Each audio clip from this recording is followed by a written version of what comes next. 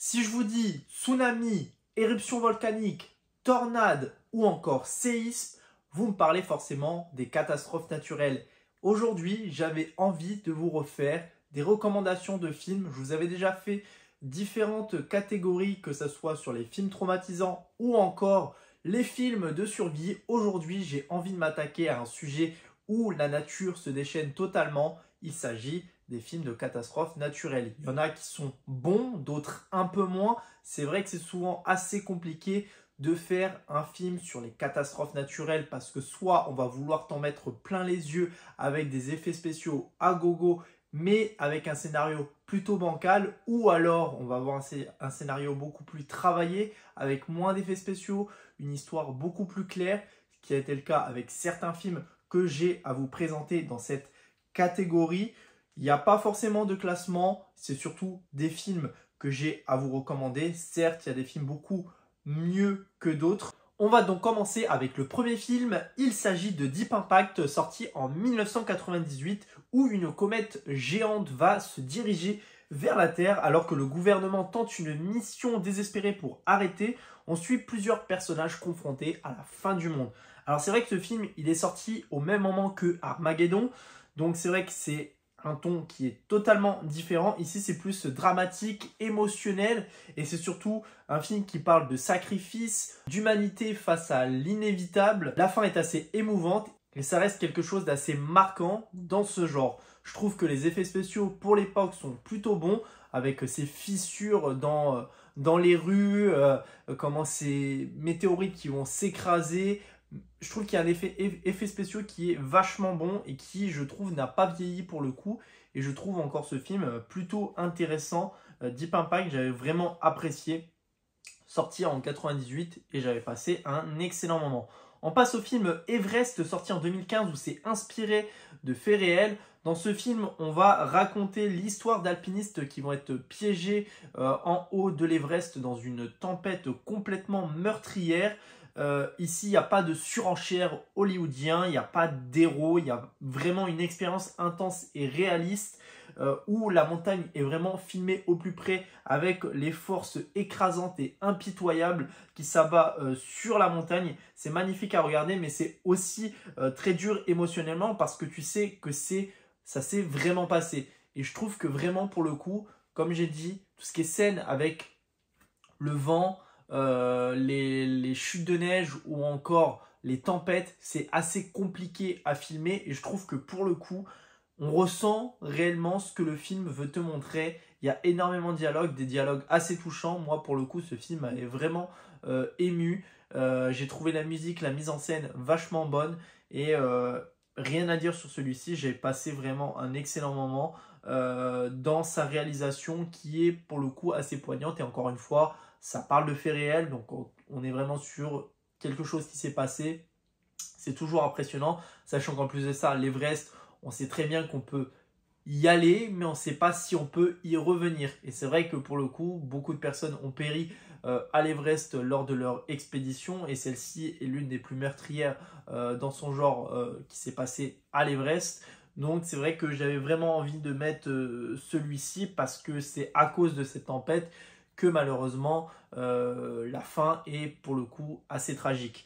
On parle maintenant d'un autre film qui est assez controversé parce qu'on est sur un mix entre la catastrophe naturelle mais également sur le côté historique et un point qui est complètement différent. Il s'agit du film Pompéi de Wes Anderson sorti en 2014 où on va suivre des gladiateurs dans la ville et au plein cœur de Pompéi qui vont être face au Vésuve qui va avoir une éruption volcanique et détruire l'entièreté de la ville. Donc c'est vrai que là on est vraiment sur un mélange entre un péplum et une romance où on va avoir cette catastrophe qui va diviser pas mal, mais la reconstitution de l'éruption volcanique, je la trouve vraiment impressionnante pour le coup.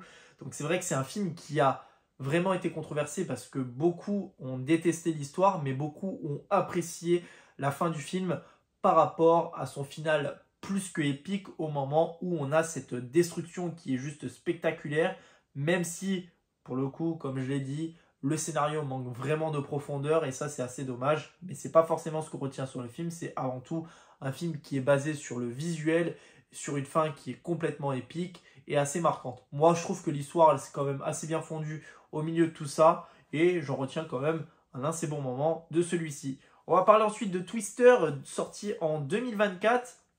Je ne parle pas de la version des années 80-90, je ne sais plus de quelle année le film était. Moi qui avais beaucoup moins apprécié le film, qui je trouve celui-ci est beaucoup plus intéressant. Donc certes, on suit une toute nouvelle génération de chasseurs de tornades qui se lancent dans la traque de tempête la plus puissante jamais vue sur les plaines américaines. Moi, ce que j'ai beaucoup aimé, c'est la mise en scène et surtout le côté assez épique, comme je l'ai dit. Vraiment, tout ce qui est tornade, c'est assez complexe.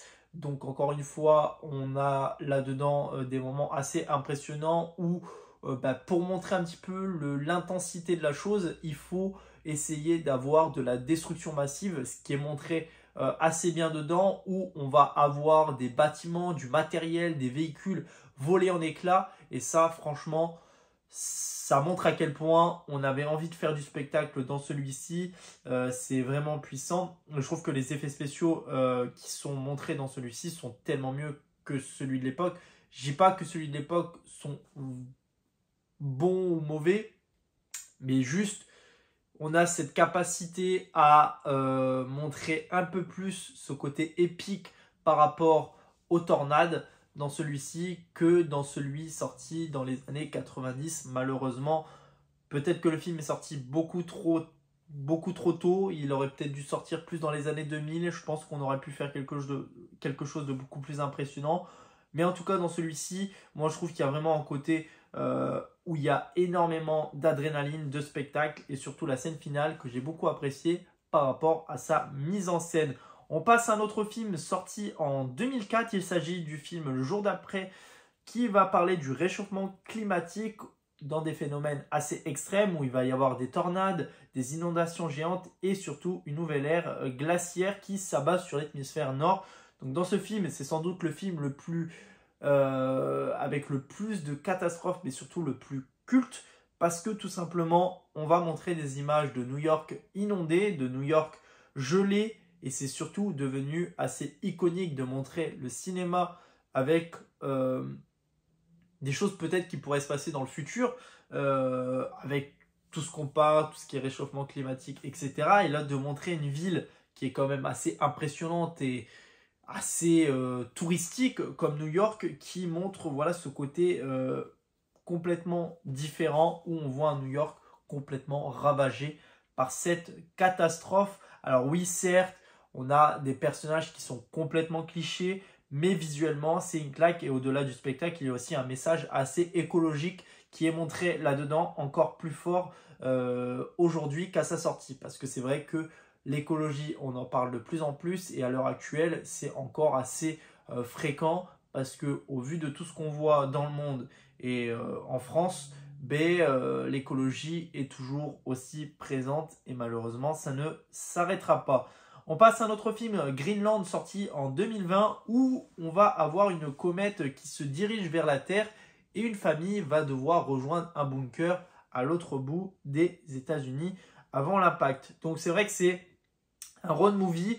On est sur un voyage qui va être semé d'embûches, de chaos, de panique et de choix impossibles. Donc c'est vrai que ce film, moi je l'ai vraiment aimé parce qu'il y a un côté qui parle du drame humain où on a cette famille.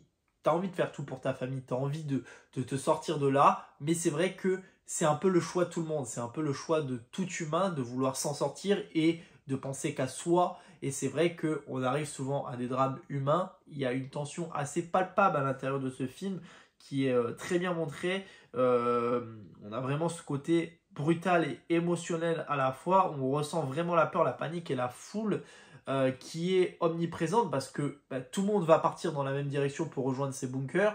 Donc on va être vraiment face à un chaos qui est sans précédent. Et je trouve que le film est plutôt crédible. On a vraiment une tension du début à la fin et ce n'est pas qu'un simple film d'action. On est vraiment sur quelque chose d'assez bouleversant pour le coup. Et d'ailleurs, il y a le 2 qui va sortir, je crois, en février 2026 et j'ai hâte de voir ce que ça peut donner. Un autre film sorti en 2000, il s'agit d'un film inspiré d'une histoire vraie en pleine tempête où on va raconter le destin tragique d'un équipage de pêcheurs qui vont être pris dans une monstrueuse tempête en plein océan Atlantique. Alors ici, on n'a vraiment pas de science-fiction, on n'a pas d'héros, on a juste la mer et toute sa brutalité. Le film est dur, tendu et surtout la tempête est sans précédent, un monstre incontrôlable. On sait que le feu, on peut l'arrêter, mais l'océan, la mer, on ne peut absolument pas arrêter l'eau. L'eau, c'est hyper compliqué à arrêter, ce n'est pas possible. On va voir cette famille de pêcheurs qui vont se retrouver bloqués dans leur bateau face à cette tempête qui va malheureusement pas les aider et se retrouver complètement bloqués. C'est assez émouvant sur la fin. Les musiques qui à l'intérieur, elles te bouleversent encore plus. C'est mêlé entre voilà, le côté tragique, la famille, les personnes aussi qui sont présentes dans ce port de pêche, qui attendent le retour de leurs femmes ou de leurs hommes qui doivent revenir parce qu'eux aussi ont une famille. Et quand ils voient qu'il y a cette tempête qui est présente et qui peuvent absolument rien faire, et ben ça les bouleverse encore plus et c'est assez triste pour le coup. Et moi, franchement, ce film m'avait beaucoup attristé quand je l'avais vu en Blu-ray. Ensuite, on passe à un film de 97. Il s'agit du film Le Pic de Dante. Dans une petite ville tranquille au pied d'un volcan, un scientifique découvre que la montagne se réveille. Il tente de convaincre la population d'évacuer avant l'éruption, mais personne ne le prend au sérieux jusqu'à ce que tout explose. Alors, c'est un vrai classique des années 90. C'est vrai qu'il n'a pas forcément eu la meilleure note. C'est vrai que certains effets spéciaux ont plutôt vieilli. Mais contrairement au film que j'ai parlé avant, Twister, je trouve que celui-ci a un peu moins vieilli. Et je trouve que l'ambiance reste encore une fois géniale. On a une vraie montée en tension jusqu'à la scène de l'éruption où on voit la lave arriver vers le village. Il a vraiment un petit charme assez rétro, mais surtout qui le rend encore une fois plutôt culte, sachant qu'il est ressorti en Blu-ray. Donc je suis bien content de l'avoir récupéré. Et je trouve que ce film, je ne l'ai pas revu depuis, mais je trouve que ce film a vraiment de la gueule et reste quand même assez iconique sur les films de catastrophes naturelles. Un film sorti en 2015, il s'agit de San Andreas.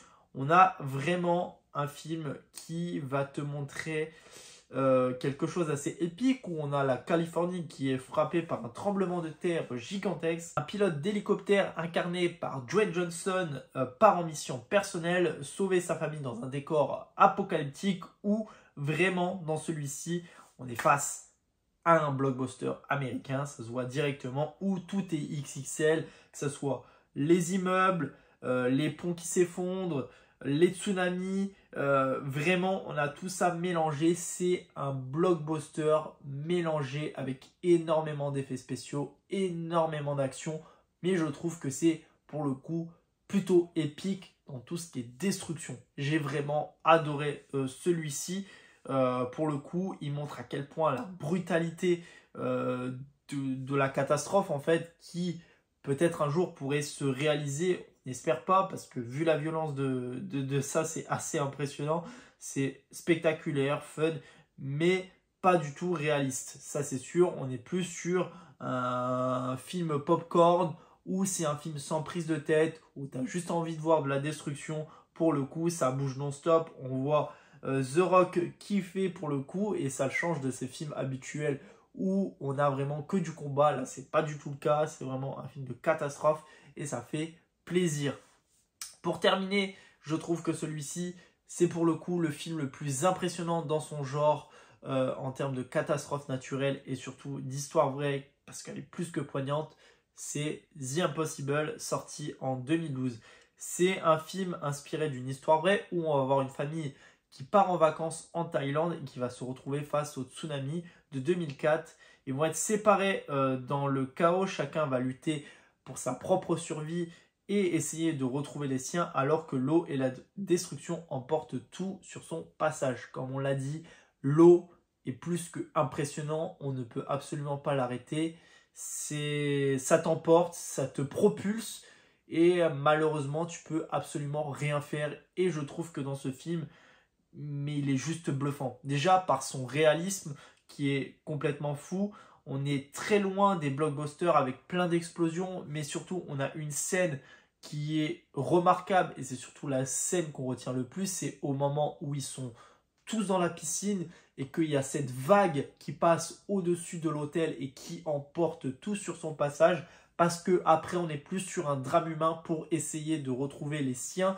C'est assez compliqué, surtout qu'on a un casting mais juste exceptionnel.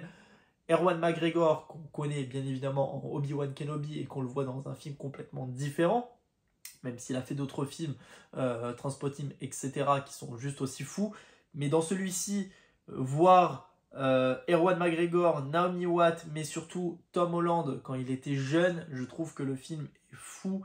Il y a vraiment une performance inconditionnelle entre chaque personnage et l'émotion est vraiment palpable. C'est vraiment un film qui te prend aux tripes tout au long du film et qui reste longtemps en tête pour tout ce qu'il propose. Et voilà, c'est vraiment essayer de se battre, d'avoir ce côté un peu survival, parce que tu essayes malgré tout ça de retrouver ta famille, d'espérer encore une fois qu'ils soient toujours vivants, parce que vu le drame humain de ce tsunami, c'était assez compliqué de se dire qu'il pouvait y avoir des survivants. Il y en a eu, mais c'était complexe. Et je trouve que ce film est juste impressionnant pour le coup et j'ai vraiment apprécié ce film-là. Donc voilà en tout cas pour tout ce qui était des films de catastrophes naturelles. J'espère que je vous ai appris certains films que vous n'avez jamais vus et je vous invite à les regarder. Souvent les films sont présents sur les plateformes de streaming, donc vous aurez la possibilité de les regarder. N'hésitez pas à me dire dans les commentaires quel est votre film de catastrophe naturelle préféré. Ça m'intéresse énormément d'avoir votre avis dans les commentaires. N'hésitez pas à liker la vidéo, à la commenter, à la partager. Et nous on se dit à la prochaine. Salut tout le monde. Peace!